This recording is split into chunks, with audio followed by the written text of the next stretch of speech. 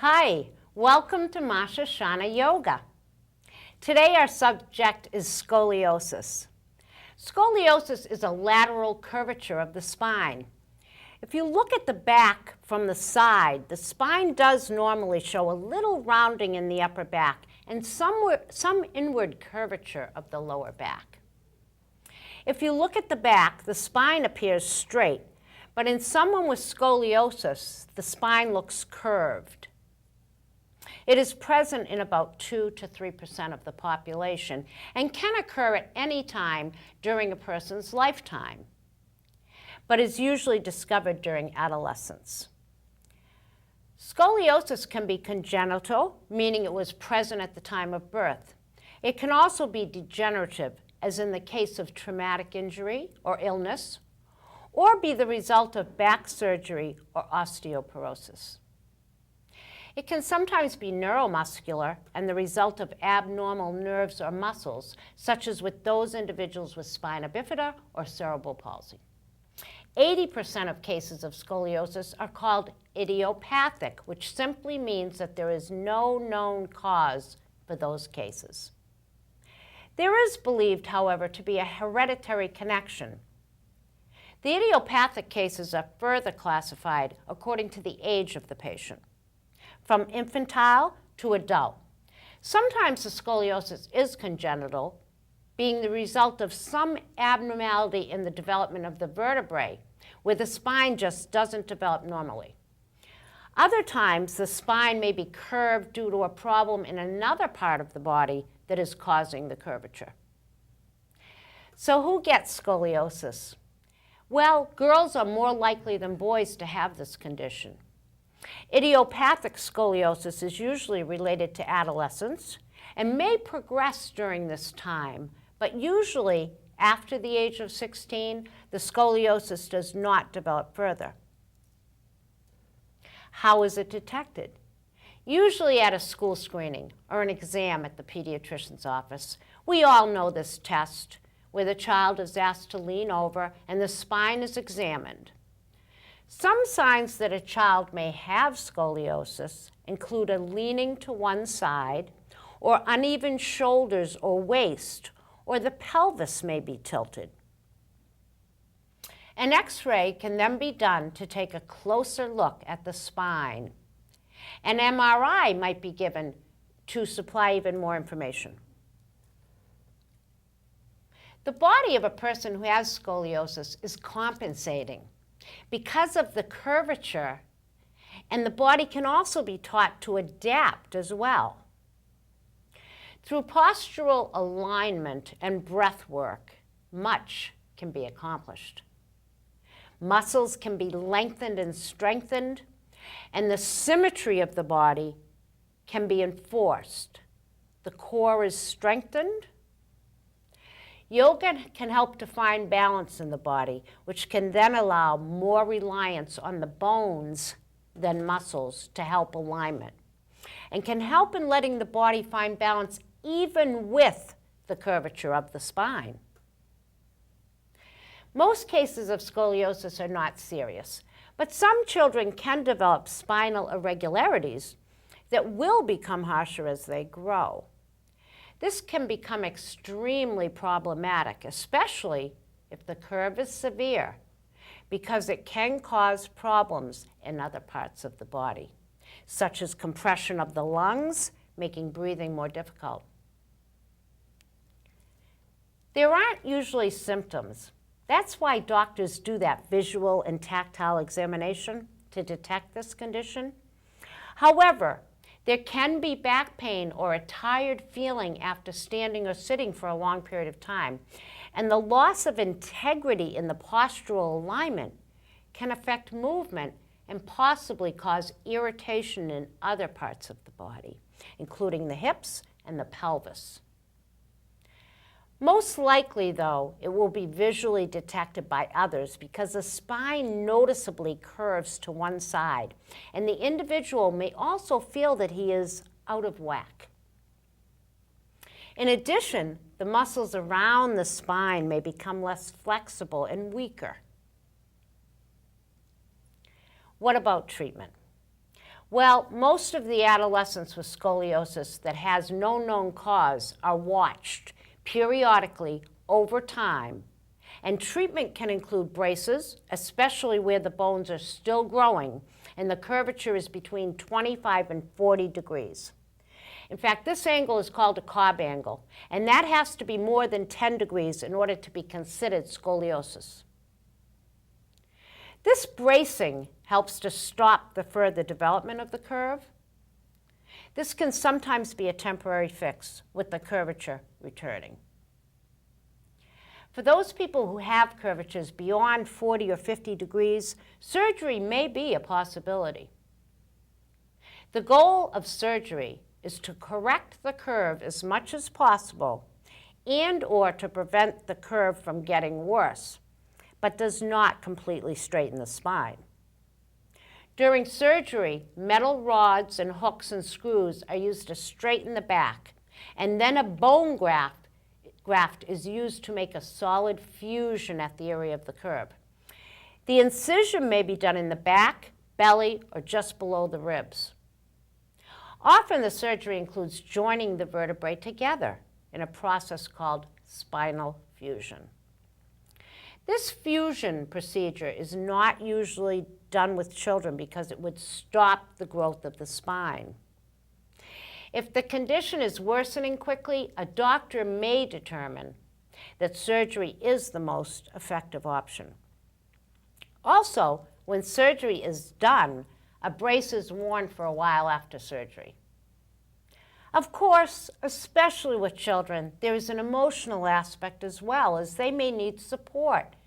Wearing a back brace can cause them to feel different. Also, physical therapy is included as part of the post-surgical process. My guest today is Daniel Harlow. Hi, Dan. Hi. Daniel, how are you? Good, how are you? Good. And Daniel has this condition, scoliosis. So tell us how and when you were diagnosed and how this has played out for you. I was technically diagnosed when I was 12, but it wasn't noticed until at that age, and before that time for several years, I actually knew there was something wrong, but there was no proof of it. I was playing sports a lot, and after the games, my back would be extremely sore. And I would always complain, and actually during growth spurts when I was younger, my legs would be in extreme pain, which was very unusual. And finally, at the age of 12, I was done a screening at the age of 11, and nothing showed up at school. And then when I was 12, I was taken to get an x-ray, and there was a severe curvature over the length of that year. And at that point, it was decided they needed to fit me in a brace immediately. The curve was that bad. Okay, so you did have to endure the brace thing. How long did you wear that? I wore the brace for 4 years, 24/7, except for when I would shower. So sleeping during the summer, playing sports, you name it. It was a full body brace. I actually even tried to find it today, but I had it in my closet at my dad's house, and that's since been cleared out, so I have no idea what the price went, but perhaps it's for the better. That would have been a great prop for the show, though, Daniel. Yeah, so after that, how did that go? When you had the brace removed, what happened after that? I was very just stiff, because if you can picture not being able to bend or really move, because it would cover my whole midsection of my body, from front to back. So bending, my body just didn't really move except for walking and doing normal day-to-day activities. So I was very, very stiff and kind of sore afterwards. And I then went to see a physical therapist and went through a lot of physical therapy. And they recommended just, as I continued to go throughout the rest of my late adolescence to get involved in activities so that I could have better muscular development. Right, so for a period of time, did you have to give up the sports and stuff, or no? Or you just kept going right through it? I ultimately did. I could still play sports if I wanted to, but it was too painful. And I mean, looking back at it now, it was still the right decision, but I may have, my pain tolerance back when I was younger was very small. And I don't know if this is a good thing or a bad thing, but now my pain tolerance is much higher just because on a daily basis I still have a lot of symptoms. My curve is on the lower right side of my back. Usually for most people it's on the upper left or lower left, and because of that it pulls at my sciatic nerve all the time. Yes, yes. And anyone with sciatica knows how painful that can be. Absolutely. Now, do you believe that wearing the brace for that amount of time, did it accomplish what you think it was going to accomplish? They wanted to prevent the curve from getting worse, and if I didn't have a brace, the curve definitely would have got a lot worse. And I like to say I'm 5'6" on a good day, and if I hadn't worn the brace, I would be maybe around 5'3", maybe 5'2". And so it did definitely make a difference there, and probably with the way things are now, the curve is so bad that it still continues. The spine is just really pressed against each other. So you normally have discs in your spine, which help protect the bone and everything else. My discs, just because of the curvature, have been wearing away. So that also gets painful. But it would have been a lot worse had the brace not been there. So it prevented the curve from getting worse and probably a lot of other symptoms from becoming of that. Right.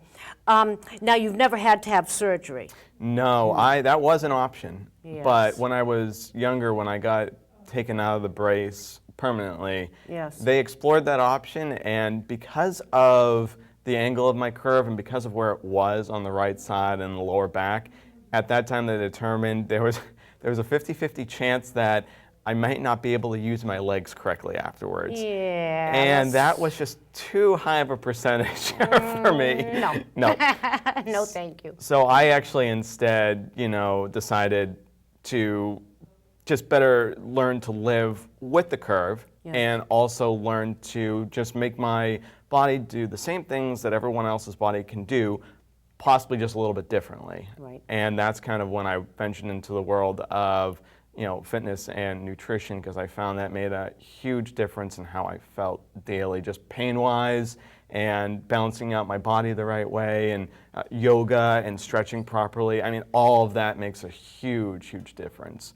When I was in college, I was still having a lot of pain, mostly because I wasn't stretching properly. And I went to the doctor on campus, and they prescribed me what is basically a very high dose of ibuprofen. It gave me a lot of side effects, feeling dizzy, feeling nauseous, and it did subside the pain for a little bit of time, but always came back. And I decided I don't want to be taking ibuprofen for the rest of my life on a daily basis. So Exactly. one thing led into the other. So now you have really attacked this thing from a healthy way. Yep. And I know that when I, was going to do the show on scoliosis, of course, I did know you when you were a younger teenager, and I had forgotten that you have the scoliosis because Yeah. looking at you, you wouldn't even really notice that. That's what most people tell me, and I guess that's a good thing. I have worked a long time on, if I bend over right now, you could definitely tell, looking at my back, where the curve was, and actually the left side of my back is lower than the right side. The muscles are just, I wouldn't say stronger, they're just a little bit more undeveloped. And Yes. that has caused a significant imbalance in my back. And looking at me, when I do that versus just, me walking around and just holding my posture the right way, very different story, which I've worked a long time on. Yeah, you're compensating and strengthening one side, and that's Right. what the yoga does. It lengthens and strengthens some of the Exactly. muscles to That's why I love assist it. with that. So that's very good. And I do appreciate you coming on the show. Absolutely. Of course, Dan works here at the studio, and you're also a personal trainer. I am. And he's available for that if anyone's looking. And he also distributes products that help with health. Health and wellness benefits to it, I learned when I was, in college, along with the nutrition and fitness point of view. There's just, for me, there's a lot of inflammation, or was a lot of inflammation in my back. And because of that, it was causing more pain than it should have. And that goes into the nutrition component too. So I studied a lot and focused on reducing inflammation and then helping just to strengthen my joints in general. And, healthy eating along with supplementation works very well with doing that. And I do a lot of research so that I can find what works the best, what actually has quality in it. But nutrition is absolutely key. If you don't have that, you can't supplement anything on top of that. Absolutely. And Dan, I really think that anyone out there watching today who had this condition would be a great move on their part to contact you for some personal training because you're so familiar with this subject. I work with a lot of people. I mean, it doesn't matter what age you are, but one of the things I advocate most of all is stretching. And yoga plays a huge part in that. Most people who do physical fitness don't stretch properly, or at all, and don't spend enough time with it. So I advocate for that, and then I work a lot on just strengthening the back from all angles, upper and lower. Most people don't strengthen their lower back at all, and they do a lot of work on their upper back. But if you think about it, you're using your lower back with everything that you do, no matter what it is, picking something up, walking, just carrying yourself. And so I work a lot on that and just work to educate people. I think knowledge is power, and the more you know, the better you can apply that to your daily life. Right, and how do you think your Advocare product helps with this as well? What role does that play? I can absolutely say that it does. I mean, just from my point of view, and I've worked with a lot of people who have not even scoliosis, but just some sort of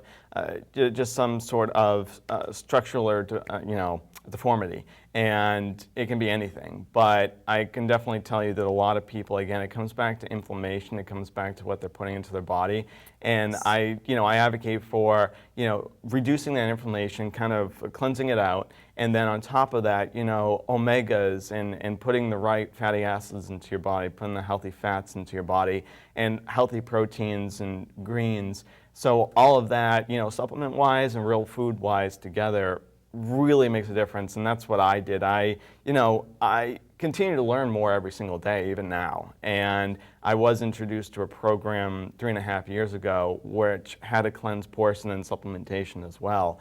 And it took out all the inflammation from my body. And I was amazed in 24 days of even how much better I felt from what I had practiced already. So I advocate for that. I advocate just for learning what's out there, doing your research, asking people who have experience with this, and kind of, making an informed choice for yourself. Absolutely. And you mentioned the inflammation in the body, and yoga actually does reduce inflammation in the body, which I think a lot of people don't know.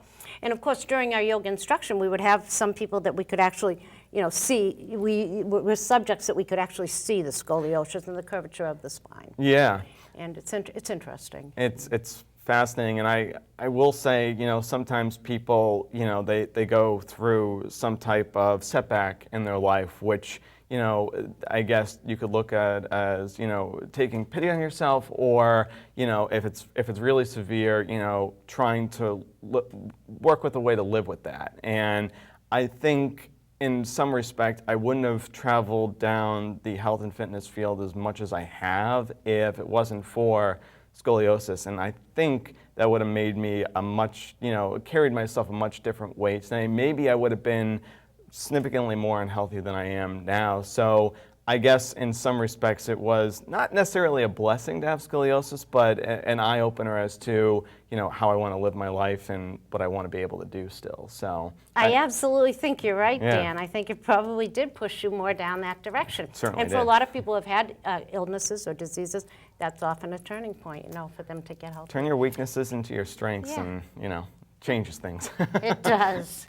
Well, thank you very much for coming on the show. It was my pleasure, yeah. I'm going to point out to them on the mat some of the moves we can do for scoliosis that I can show them myself, and they can try at home. Practice and preach. That's it. So I'll move to the mat.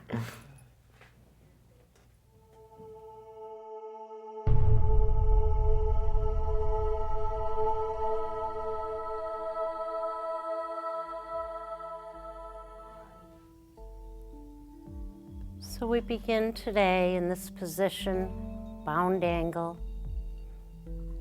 and we draw our attention to the breath. If you don't have a bolster, you just begin in Shavasana, resting with the legs extended. We notice the rise and the fall of the breath.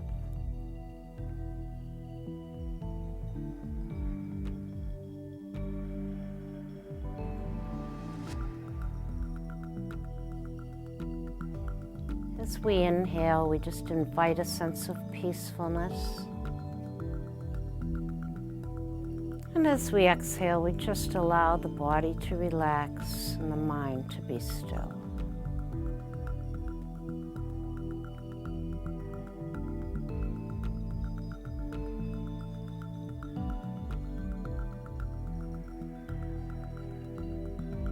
In yoga, we bring an awareness. We cultivate an awareness of our bodies and minds. We know the mind is very busy, a chatterbox, from the minute we wake up until the minute we fall asleep. In yoga, we attempt to tame the monkey mind, to still it. And we do that by drawing our attention to the breath.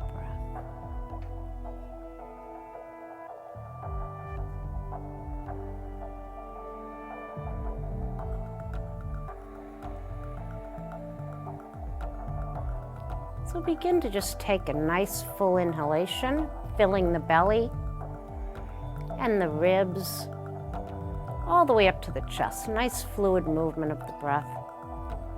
And then exhaling chest, rib cage, and abdomen. Letting the back release and returning to the normal breath.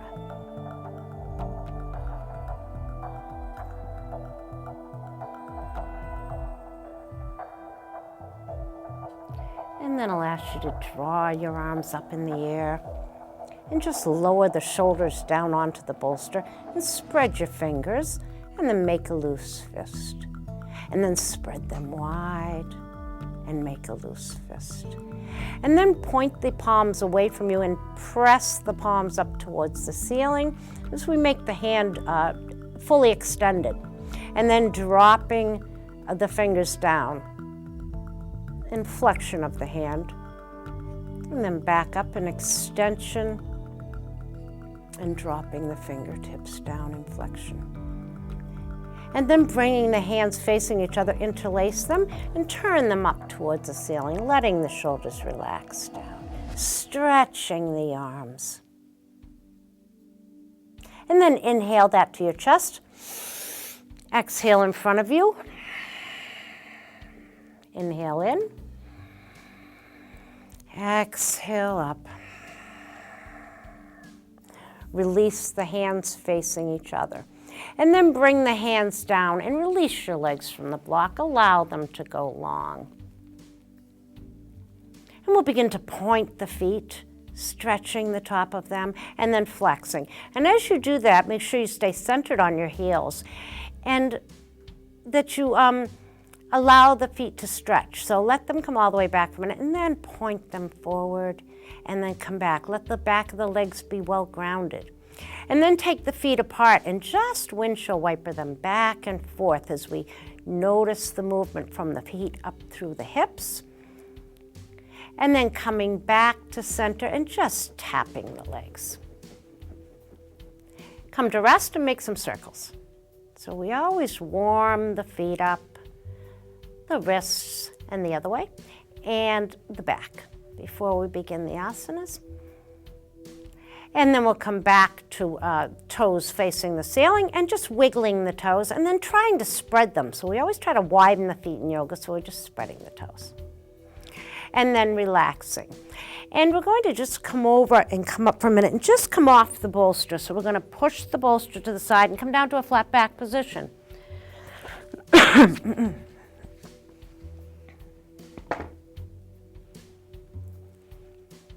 And we'll extend the arms behind us long as we push the heels away.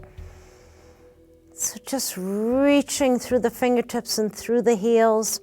And then add a little pelvic tilt, just raising the pelvis up towards the face. Just warming that lower back up. And then releasing that and releasing the arms down by the sides. Bring the feet up to the floor one at a time and then draw the knees into the chest. And just rock them in and out a little. And then bring the hands to the tops of the knees with the fingers pointing and just make some rotation, just moving around, noticing the lower back as we do it. So we try to pay attention to the movements rather than just, and then the opposite direction, just automatically doing them. So we really try to pay attention to that. And then coming around back to center, bring the feet to the floor. Draw the right leg into the chest, and the left one is on the floor. And we're just going to take a breath here. And then we'll extend that right leg up long, interlacing behind as we stretch the hamstring. We point and flex that foot up there. Push the sole way up. Lengthen the arms and let them the thigh move into the fingers. So we do stretch that hamstring. And then fold the leg down and draw your hands in and bring that right in close to the chest. And then release that left hand and just hold the front of the leg. Make a little rotation, not a lot, just a little bit as we just work that leg in the hip socket a little. And then the other way, just a little. Don't do anything that hurts in yoga. If it bothers you for some reason, don't do it. And then come back up and just let that leg move out to the side a little. Keep your left knee straight. And then come back up. Hold that leg in, lengthen the other one. Let the toes be towards the ceiling in a Tadasana type position. Bring the sole of the right foot just above the left knee. Right palm comes down at a T. Left draws that over. And if you're able, you can extend your arm out to the side and take a breath. So these supine twists are very good for scoliosis. Coming back up to center, extend the legs, extend your arms, reaching through the fingertips, pushing away with the heels, lengthening the spine, and then exhaling down. Bring your feet to the floor one at a time. Draw the right knee in towards the chest. Take a breath. Lengthen that left leg up in the air, interlacing behind, spreading the toes. The sole is up towards the ceiling. Just letting that hamstring stretch a little bit. And then draw that knee down and bring the hands in front of it and pull it into your chest as much as you're able. Release the right hand to the floor and just move that leg in a little bit of a circle as we warm up the hips. And then the other way. And then just let that leg kind of go out to the side a little, just supporting it a little. And then come back in, draw that leg in, extend the right leg long with the toes pointed up. And then bring the bottom of the left foot right above the right knee, no pressure, just hovering. Left arm comes out either to a slight T or all the way over, wherever you can do with your own body, always honoring your own body and twisting.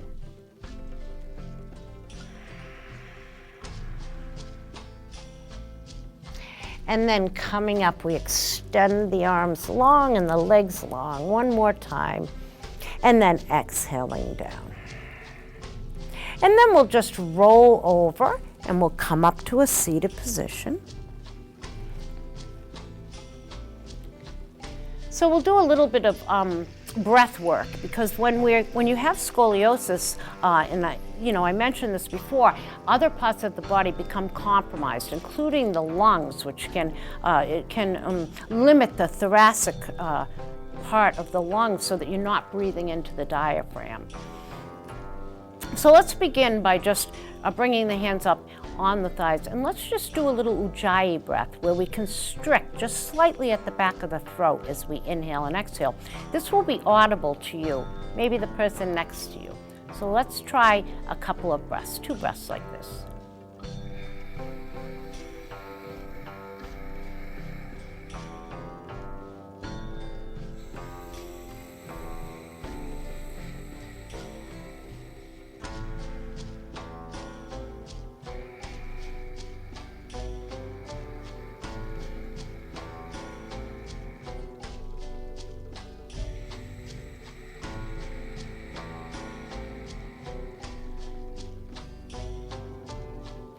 And next we'll try a little alternate nostril breathing.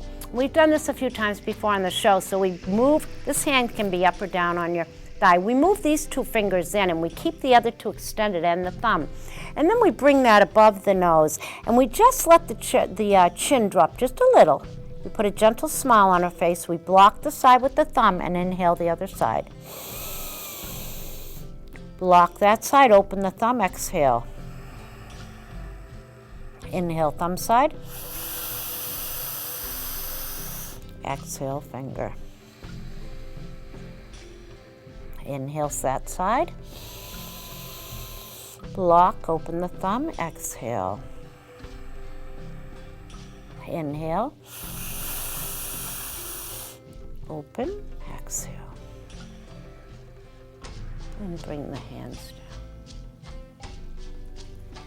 Bring one hand down by your side as you extend the other arm up. Just drape it over your head. Just let that move to the side a little, just stretching that. And then coming back up, bring that hand down and the other up, over to the side. And then coming up. We'll come up now to cat-cow, to table position. And let's just take our blankets off, if you have one, and come down to the table position. So in cat-cow, you know that your wrists are directly over under your shoulders and your knees are right underneath the hips. And we're just going to look down at the hands, make sure the hands are spread, and look back at your feet. Make sure that they're pointed straight back. And then we're going to inhale, and as we inhale, we're going to round up and drop the head. And then as we inhale, we come up to flat back, raising the head up, dropping the tailbone down. And then again, exhaling, tailbone comes up, a slight pelvic tilt. Head drops, and then inhale, we come up. In cat-cow.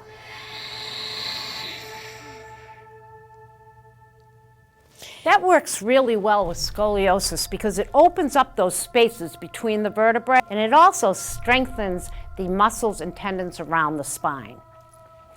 The other thing that's really good is the sunbird. So in sunbird, we're in that table position and we lift one hand and the other foot. So as we do that, we extend away with the leg and with the hand. And just focusing on balancing the body, the different sides of the body. Taking a breath. And then bringing that side down and reaching up with the other side. Again, keeping that shoulder over the wrist and extending. Now these strengthen the core, which is good for this, the same way that plank does. And then we'll come back and just sit in child's pose, toes together, knees apart, resting the head for a moment.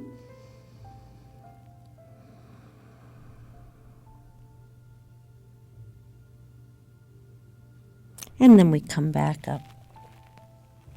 We'll come up to down dog now. We're going to move the hands forward as we always do, making sure that the fingers are nice and flat against the mat. A lot of times we're putting too much pressure on this area where it should be more in the fingertips. And that's why we can have problems with the wrists. So in this position, we move the hands forward of the shoulders, we press down. Now when we're coming up, especially for someone with scoliosis, we want to bend the knees first. So we're going to leave those knees bent, and then we're going to come up and into down dog, letting the head hang, and then just walking the feet up and down. And then we move into that plank position, the top of the push-up there, where our hips are up, buttocks are kind of descended a bit. And then we move into side plank, and you can do a modified side plank by dropping the knee, drawing this up, or you can move to the sides of your feet, extending one arm away from the other. Now this is really good and done daily. This can really help with the curvature of the spine. Coming back down, moving to the other side. Okay, and right now I have a little bit of injury to the chest, so I could not do that other side, but you want to move, always do whatever you do on one side, on the other. Now we're going to come down to our stomach for a minute, and we're going to do a cobra. But we're only going to come up a little bit. So we don't want to come up too far. One of the things that isn't good for scoliosis are back bends, especially intense back bends, shoulder stands. And if you're going to do sun salutation, then you want to make sure that you're with an instructor and you've had advice from that instructor. So you want to be careful for those positions. Bring the hands down by the ribs, but just push up a little bit. Don't come up too far in cobra. And if you're able, you can come up a little further. And then coming back down. And now bring your hands pointing straight back. Rest your forehead on the mat. And then all at once, we want to lift up the hands, feet, head, chest in locust. And just taking a breath here. And then coming down and just bring yourself back up into that child's pose position.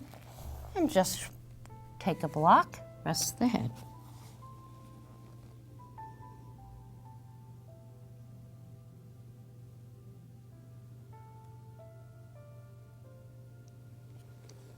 And then we'll come up to standing. So let's take a moment today to really focus on some of the points of mountain pose. Mountain pose is really good for scoliosis. Of course, you're trying to train the spine to be long and strong. So here, we set the head over the pelvis.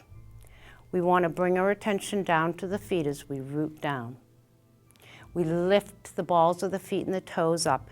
And then we try to distribute the weight evenly through the feet. And then we set them back down, fanning the toes open. We're going to tighten the thighs and just do a little bit of a pelvic tilt. We relax the arms down, the shoulders move away from the ears. And we just take a nice deep breath.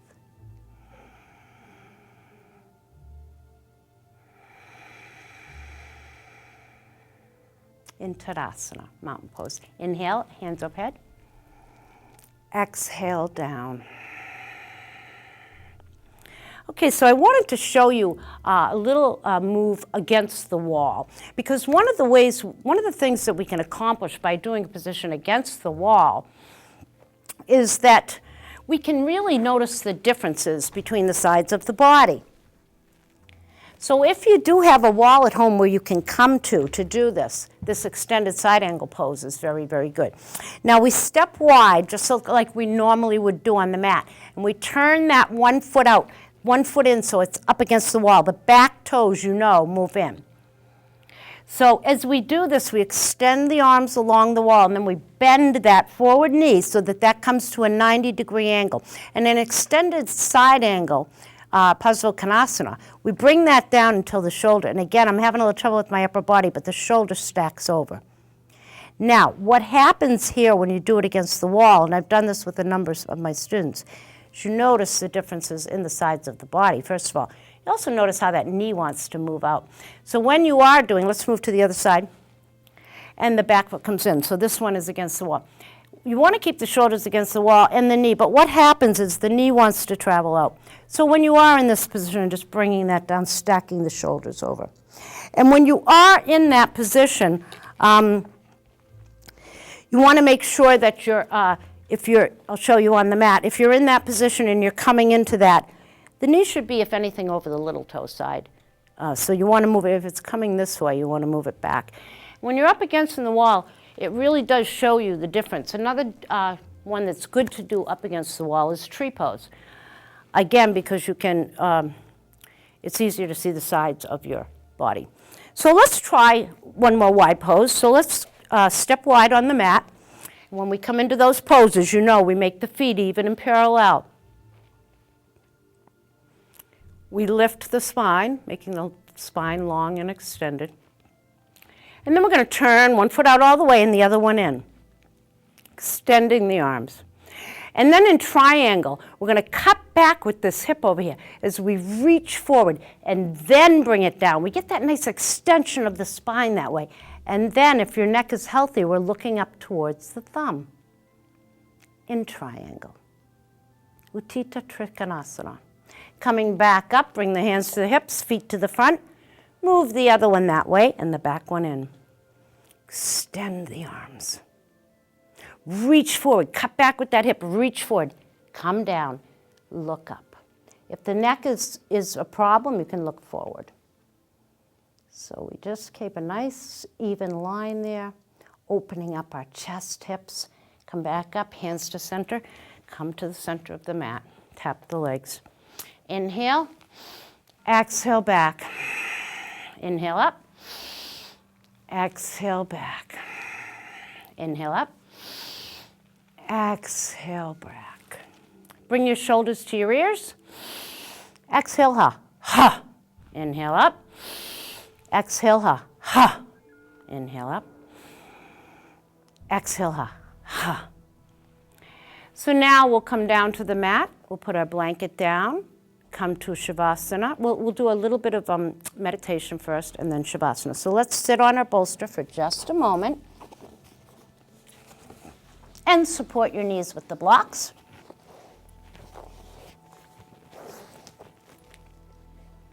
And we'll just take a moment to just do a little bit of chanting.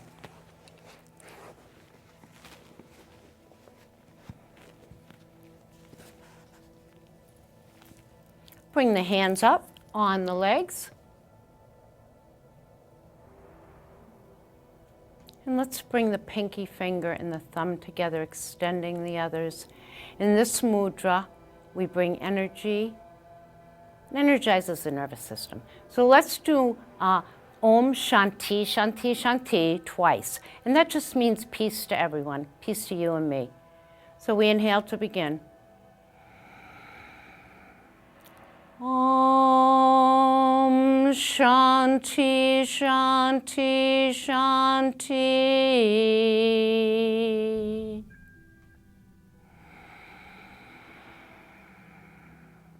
Om Shanti, Shanti, Shanti.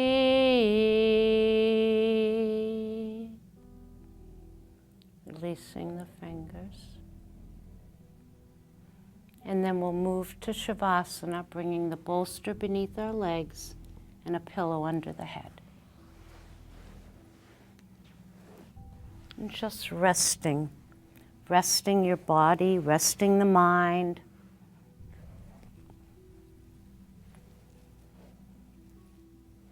Allowing the body to relax.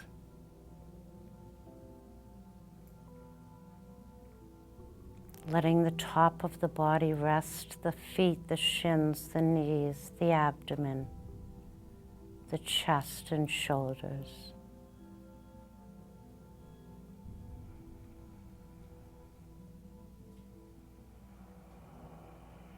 We notice the ebb and flow of the breath. We soften the facial muscles and relax the mouth and tongue.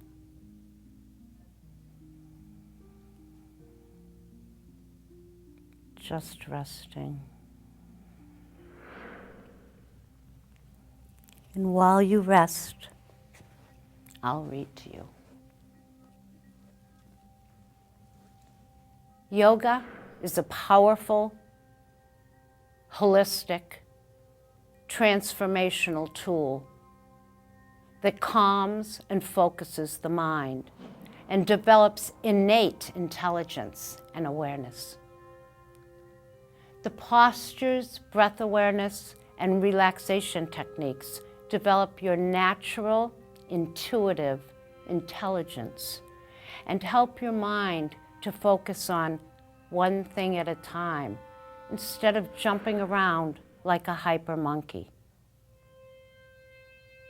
When the mind is focused, the nervous, circulatory, and respiratory systems respond by slowing down. The body and mind start to relax. You feel calmer, think more clearly, and feel centered and grounded. Yoga is also a therapeutic tool. Many ailments and disorders can be relieved by specific postures and breathing practices. And now bring yourself gently to a simple seated position.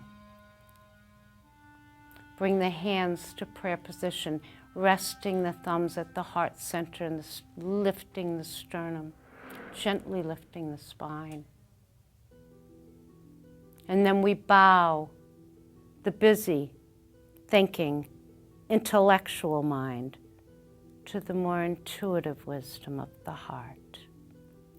May the long time sun shine upon you.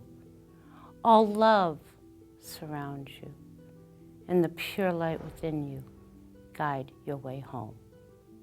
Namaste. Thank you.